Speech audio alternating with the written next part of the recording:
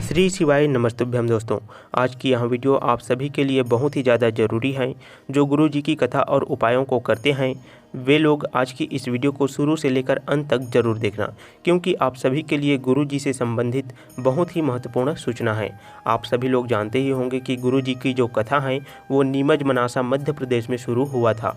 श्री बेलपत्र शिव महापुराण कथा नीमच मनासा मध्य प्रदेश में शुरू हो चुका था दोस्तों, लेकिन गुरु जी के साथ कुछ ऐसा घटना घटित हो गया दोस्तों जिस कारण से अब यहाँ कथा नहीं हो सकती है। गुरु जी के सिर में अचानक से चोट लग गया है दोस्तों, जिस कारण से नीमच मनासा मध्य प्रदेश की कथा अब नहीं हो सकती है। बहुत से लोगों को अभी तक यह बात पता नहीं है, क्योंकि बहुत से लोग काम धंधा में व्यस्त रहते हैं। बहुत से लोग मोबाइल में कथा सुनते हैं। कथा स्थल की भी पूरी तैयारी हो चुकी थी। बहुत दूर दूर से भी लोग आ गए थे। श्री बेलपत्र शिव महापुराण कथा नीमच मनासा मध्य प्रदेश में शुरू हो गया था दोस्तों। लोगों की भीड़ भी बहुत ही ज़्यादा लग चुका था। कथा पंडाल में लोग आते ही जा रहे थे। टीवी और मोबाइल में भी कथा लाइव आ चुका था, लेकिन गुरुजी जैसे ही कथा स्थल पर पहुंचे तो वहां कथा सुनाने के लिए नहीं आए, बल्कि सभी लोगों को एक महत्वपूर्ण सूचना देने के लिए उपस्थित हुए थे। वहां व्यासपीठ पर बैठे ही नहीं, उन्होंने कहा कि अब वहां कथा नहीं कह पाएंगे। उनके सिर में अचानक से नारियल पड़ने के कारण चोट लग गया है और वहाँ छोटा सा गुम्बा जैसे बना हुआ था दोस्तों शुरू में, लेकिन वो थोड़ा थोड़ा दर्द महसूस होने के कारण गुरुजी ने उसे नज़रअंदाज कर दिया। दोस्तों गुरुजी जब 29 मार्च को आष्टक की होली खेल रहे थे तभी कहीं से नारियल आकर उनके सिर पर गिर गया और गुरुजी के सिर पर अचानक से चोट लग गया, लेकिन गुरुजी ने उसे साधारण समझकर ध्यान नहीं दिया।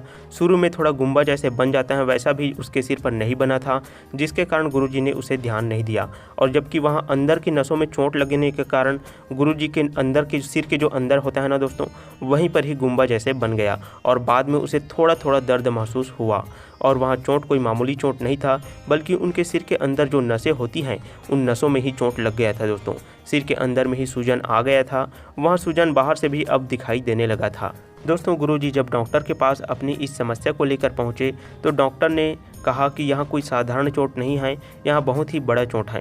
अभी आप अपने दिमाग में ज़्यादा जोर ना दें, कथा स्थल पर कथा ना कहें, क्योंकि कथा कहने में भी सांस लेने की ज़रूरत पड़ती है और सांस लेते समय नसों को प्रॉब्लम हो सकती है। अभी आप दवाइयाँ और आराम की आपको सख्त ज़रूरत है, यह डॉक्टर ने गुरुजी को सलाह दिया। गुरुजी ने यह सारी बातें कथा पंडाल में ही बताया कि अब से वहाँ कथा नहीं कर पाएंगे। तो कथा क्यों नहीं कर सकते हैं दोस्तों? क्योंकि कथा कहने में बोलना पड़ता है और बोलने के लिए दिमाग में सभी बातों को याद रखना पड़ता है। इससे दिमाग में जोर लगता है। बातों को क्लियर बोलने के लिए सांस लेना पड़ता है। तो इन सारी चीज़ों का ध्यान देना पड़ता है। तो सीधी सी बात है दोस्तों, गुरु जी अगर कथा कहते हैं तो उनके दिमाग में जोर लगेगा और दिमाग में जोर के कारण उनका स्वास्थ्य और भी ज़्यादा बिगड़ सकता है। इसीलिए अब वहाँ कथा कुछ समय तक नहीं कर पाएंगे। अब हम यहाँ बातें उन लोगों को बता रहे हैं जो प्रतिदिन गुरु जी की कथा मोबाइलों में सुनते हैं या बहुत दूर दूर से लोग उनकी कथाओं को सुनने के लिए आते ही रहते हैं। तो नीमच मनासा मध्य प्रदेश की जो कथा है दोस्तों वो पूरी तरह से अब स्थगित हो गया है, समापन हो गया है मान करके चलो, क्योंकि अब आने वाला जो वर्ष है उन वर्ष में ही वहाँ पर एक नया कथा का आरंभ होगा। शिव महापुराण श्री बेलपत्र शिव महापुराण कथा वहाँ पर फिर से शुरू होने वाला है। अब हम आपको बहुत ही महत्वपूर्ण चीज़ बताने वाले हैं दोस्तों। आप सभी लोग गुरु जी के उपाय को सुनते हैं, शिव महापुराण की कथा सुनते हैं, तो आप लोगों का क्या जिम्मेदारी बनता है दोस्तों? आप लोग गुरु जी के उपाय को तो सुनते ही होंगे, उनकी कथाओं को तो सुनते ही होंगे। दोस्तों गुरु जी अपने घर पर भी नहीं रहते हैं, वहाँ कथा सुनाने के लिए एक शहर से दूसरे शहर या गांव जाते ही रहते हैं। दोस्तों बोलने में बहुत आसान लगता है कि गुरु जी का जो कथा है वहाँ 3 दिन का है, 7 दिन का है या 5 दिन का है, और दिन में सिर्फ 3 घंटे ही गुरुजी है जो है वो कथा सुनाते हैं या बताते हैं। लेकिन उसके लिए गुरुजी पूरा दिन भर शिव महापुराण कथा का अध्ययन करते रहते हैं, शिव महापुराण को ग्रहण करते रहते हैं, ताकि वह शिव भक्तों को आसानी से बता सके। लोगों की समस्याओं को दूर करने के लिए ही गुरुजी अपना सर्वस्व समर्पित कर देते हैं। तो दोस्तों बस इतना ही कहना चाहता हूँ। जो लोग कह रहे हैं कि गुरुजी की कथा क्यों बंद हो गया है, कथा क्यों नहीं कह रहा है, तो उन लोगों से बस यही प्रार्थना है कि गुरुजी हमारे जीवन को सार्थक बनाने के लिए शिव महापुराण की कथा बताते हैं।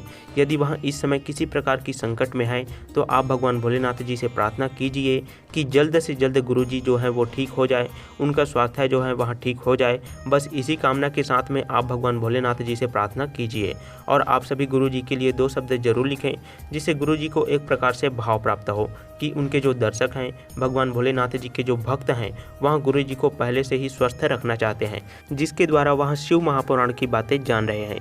तो इसीलिए इसलिए दोस्तों आप सभी गुरुजी को कुछ समय के लिए आराम करने के लिए ज़रूर कहें। साथ ही कमेंट बॉक्स में आप गुरुजी के लिए कुछ अच्छी बातें उनके स्वास्थ्य से संबंधित ज़रूर लिखें, जिससे गुरुजी को भी लगे कि उनके जो भक्त हैं, शिव महापुराण कथक के जो भक्त हैं, वह उनकी कितनी परवाह करते हैं, यानी कि भोलेनाथ जी का जो भक्त हैं वह कितना ज़्यादा गुरुजी के भी ख्याल रखते हैं। दोस्तों लाखों लोगों के सामने में कथा कहना इतना आसान नहीं होता है। ये कोई महान पुरुष का ही काम होता है जो कि भगवान की कथाओं को लोगों तक प्रसारित करता है। बहुत से लोगों का कहना होता है कि गुरुजी ठंडी हवाओं में बैठकर कथा को सुनाते हैं, ऐसी वाली जगह में बैठकर कथा कहते हैं, लेकिन बैठकर कथा सुनाना और भी ज़्यादा कष्टदायक होता है, क्योंकि बैठे बैठे पैरों में दर्द होने लगता है। लेकिन सब भगवान भोलेनाथ जी के कृपा से ही हो पाता है। लाखों लोगों के भीड़ के कारण पंडाल में बहुत ही ज़्यादा गर्मी होता है। दोस्तों ऐसी स्थिति में कोई भी ठंडी हवा या कोई भी एसी जो है वो काम नहीं करता है। ऐसी जगह पर बैठकर गुरुजी को कथा कहना होता है और कई बार बैठे बैठे सिर में भी दर्द महसूस होता है, क्योंकि लोगों को कथा बताना और उनके जीवन की समस्याओं को कैसे दूर किया जा सके, इन उपायों को बताना कोई सरल काम नहीं होता है दोस्तों। तो दरअसल में दोस्तों गुरुजी कुछ समय से अस्पताल में एडमिट थे, लेकिन जैसे ही उन्हें थोड़ा सा आराम महसूस हुआ तो उन्होंने तुरंत ही कथा पंडाल में आकर अपनी समस्याओं के बारे में सभी लोगों को बताया कि अब वहाँ कुछ समय तक कथा नहीं कर पाएंगे और अभी लगातार उनकी जो कथाएँ हैं वहाँ अलग अलग शहर में होने वाली थी। जैसे कि अभी तुरंत इस कथा के बाद शायद छत्तीसगढ़ में होने वाला था दोस्तों हाल का समय, तो एक प्रकार से वहाँ भी कैंसिल हो गया है। जैसे उनके स्वास्थ्य में सुधार आ जाता है तो गुरुजी फिर से जिन जगहों को कथा के लिए चुने थे उन जगहों पर उनको फिर से जाना ही पड़ेगा। साथ ही दोस्तों गुरुजी ने मध्य प्रदेश में होने वाली कथा के बारे में भी कहा कि इस कथा को आज से ही समापन कर दिया जाए करके। लेकिन इसके साथ ही गुरुजी ने मध्य प्रदेश की इस कथा को आने वाले वर्ष 2025 में ज़रूर ही पूरा करेंगे। 2025 में जैसे ही उनको समय मिल जाता है वह मध्य प्रदेश की इस कथा को पूरा कर देंगे, क्योंकि कहीं पर भी शिव महापुराण कथा को अधूरा नहीं छोड़ा जाता है। इसलिए इस समय की जो कथा है वह पूरा नहीं हो पाया है दोस्तों, तो गुरुजी ने उस कथा को अगले समय में पूरा करने की बात कही है। दोस्तों यदि आप लोगों में से कोई भी व्यक्ति नीमच मनासा मध्य प्रदेश में शिव महापुराण की कथा सुनने के लिए जाने वाले थे तो वहां पर अब बिल्कुल भी ना जाइएगा, और आपके जितने भी दोस्त या रिश्तेदार में जो हैं वहां मध्य प्रदेश की कथा सुनने के लिए जाने वाले थे तो उनको भी मना कर दीजिएगा, क्योंकि आज से शिव महापुराण की कथा वहाँ का समापन हो गया है।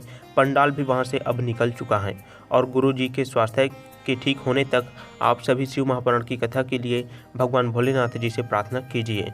गुरुजी के सिर में चोट लगने के कारण अब उनको आराम करने के लिए डॉक्टर ने खुद ही कहा है, तो उन्हें कुछ समय के लिए आराम करना बहुत ही ज़्यादा ज़रूरी हो गया है दोस्तों। और अभी 1 महीने जिस जगह पर गुरुजी की कथा होने वाला था उन जगह पर भी कुछ समय के लिए प्रतिबंध लगा दिया है कथा करने के लिए, यानी कि उस जगह पर सूचना दे दिया गया है कि गुरुजी का स्वास्थ्य अभी ठीक नहीं है, तो कुछ समय तक मतलब गुरुजी के स्वास्थ्य ठीक होने तक वहाँ पर कथा नहीं हो पाएगा। साथ ही दोस्तों जो लोग जानते हैं कि गुरुजी की कथा कहाँ पर अभी होने वाला है उन लोगों को भी कहना चाहेंगे कि आप लोग बिना जानकारी के कहीं पर भी कथा सुनने के लिए अभी आने वाला जो महीना है मई तक कहीं पर भी ना जाइएगा। दोस्तों आप सभी लोग भगवान भोलेनाथ जी के उपायों को करते हैं और गुरु जी के बताए हुए उपायों को ही करके आज लाखों लोग भगवान भोलेनाथ जी की कृपा से लाभान्वित हो रहे हैं। जिनको धन की समस्या है उनको धन प्राप्त हो गया है, जो बहुत लंबे समय से बीमारियों से परेशान थे उनका स्वास्थ्य जो है वो ठीक हो गया है, उनको स्वास्थ्य लाभ मिल गया है।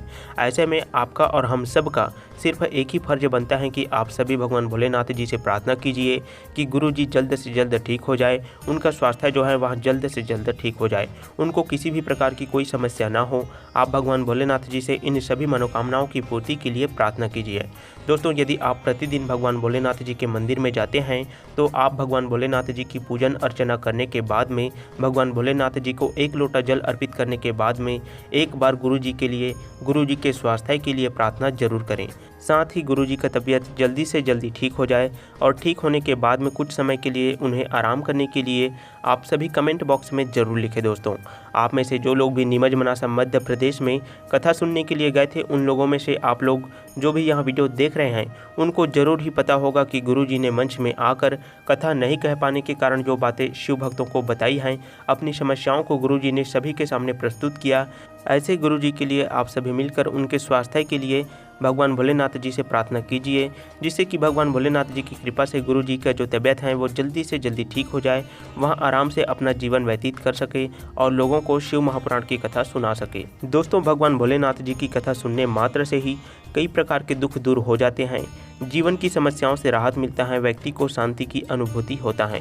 तो दोस्तों, आज की जो महत्वपूर्ण वीडियो है, इस वीडियो के लिए आप भगवान भोलेनाथ जी से प्रार्थना जरूर करें कि गुरु जी का जो स्वास्थ्य है वो जल्दी से जल्दी ठीक हो जाए।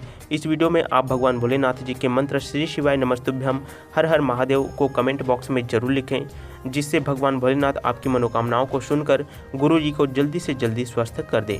आप सभी को श्री शिवाय नमस्तुभ्यम हर हर महादेव। और आज के दिन आप सभी लोग कमेंट बॉक्स में भगवान भोलेनाथ का जयकारा जरूर लिखें। दोस्तों, यदि आप हमारे चैनल पर पहली बार आए हुए हैं तो गुरु जी के उपायों को सही समय पर जानने के लिए आप हमारे चैनल को सब्सक्राइब जरूर करें। दोस्तों, यदि आप लोग बहुत से उपायों को करके थक चुके हैं, फिर भी आपको कोई जो समस्या है उनसे आपको राहत नहीं मिल रहा है, तो आप भगवान भोलेनाथ जी के मंत्रों का जाप करते रहें, भगवान भोलेनाथ के नाम जप का स्मरण करते रहें।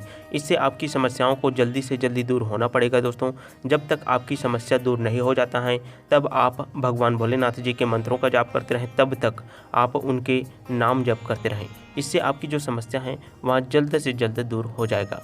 श्री शिवाय नमस्तुभ्यम हर हर महादेव। भगवान भोलेनाथ आपकी मनोकामनाओं को पूर्ण करें, आपको जीवन में सदा सुखी रखें। इसी के साथ इस वीडियो को यहीं पर समाप्त करता हूँ।